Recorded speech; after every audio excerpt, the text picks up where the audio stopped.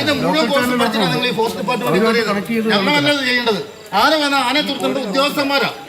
ഞങ്ങൾ ചോദിക്കുമ്പോൾ ഇവരെന്നാ പറയുന്നത് ഞങ്ങൾക്ക് ഒരു വടി പോലും ഇല്ല, ഞങ്ങൾക്ക് ഒരു ടൂൾസും ഇല്ല, ഞങ്ങൾ പിന്നെ എങ്ങനെ വന്യമൃഗങ്ങൾ ഓടിക്കും?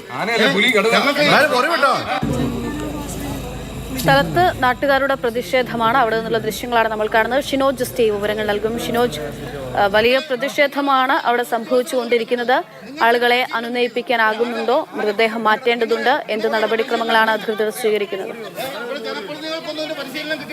പക്ഷേ വലിയ രീതിയിലുള്ള പ്രതിഷേധമാണ് നാട്ടുകാരുടെ ഭാഗത്തുനിന്ന് ഉണ്ടാകുന്നത്. പ്രത്യേകിച്ച് നേരത്തെയൊക്കെ തന്നെ വനം വകുപ്പിനോട് ഇത്തരത്തിൽ കാട്ടാനയൊക്കെ ഇറങ്ങുന്ന സമയത്ത് തന്നെ ഇവർ വലിയ രീതിയിലുള്ള സുരക്ഷ ഈ ജനങ്ങൾക്ക് വേണമെന്ന തരത്തിലേക്ക് ആവശ്യപ്പെട്ടിട്ടുണ്ടായിരുന്നു. പക്ഷേ ആ സമയത്തൊന്നും തന്നെ വനം വകുപ്പിന്റെ ഭാഗത്തു നിന്ന് കൃത്യമായ ഇടപെടൽ ഈ വിഷയത്തിൽ ഉണ്ടായില്ല എന്ന് പറഞ്ഞുകൊണ്ടാണ് ഇപ്പോൾ നാട്ടുകാരുടെ ഭാഗത്തു നിന്ന് ഇപ്പോൾ ഈ മൃതദേഹം വെച്ചുകൊണ്ട് ഇത്തരത്തിലൊരു പ്രതിഷേധത്തിലേക്ക് നാട്ടുകാർ പോയിരിക്കുന്നത്. എന്തായാലും അല്പസമയത്തിനുള്ളിൽ തന്നെ ജില്ലാ കളക്ടർ അവിടെ എത്തിച്ചേരുമെന്നാണ് നമുക്ക് മനസ്സിലാക്കാൻ കഴിയുന്നത്. ജില്ലാ കളക്ടർ ഈ സ്ഥലത്തെത്തിയാൽ മാത്രമേ ഈ മൃതദേഹം ഇവിടെ നിന്ന് മെഡിക്കൽ കോളേജ് ആശുപത്രിയിലേക്ക് കൊണ്ടുപോകാൻ കഴിയൂ എന്നാണ് നാട്ടുകാർ ഇപ്പോൾ പറഞ്ഞിരിക്കുന്നത്. എന്തായാലും വനംവകുപ്പിന്റെ ഉദ്യോഗസ്ഥരൊക്കെ തന്നെ ഉന്നതമായ ഉദ്യോഗസ്ഥരൊക്കെ തന്നെ ഇപ്പോൾ ഈ സ്ഥലത്തെത്തിയിട്ടുണ്ട്. വൈകിട്ട് 5:30 ഈ നാടിന് നടുക്കിയ ഇത്തരത്തിലൊരു അപകടം ഉണ്ടായത്.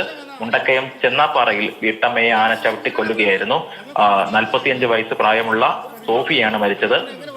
പെരുവന്താനം സ്വദേശിയാണ്. പെരുവന്താനം പഞ്ചായത്തിലെ 7-ാം വാർഡ് കൊമ്പൽ പാറ ഭാഗത്ത് വെച്ചാണ് ഇത്തരത്തിൽ കാട്ടാനയുടെ ആക്രമണം ഉണ്ടാകുന്നത്. ഈ സമീപത്തെ അരുവി, ഈ വീടിന്റെ സമീപത്തെ ഇവർക്ക് അരുവിയുണ്ട്.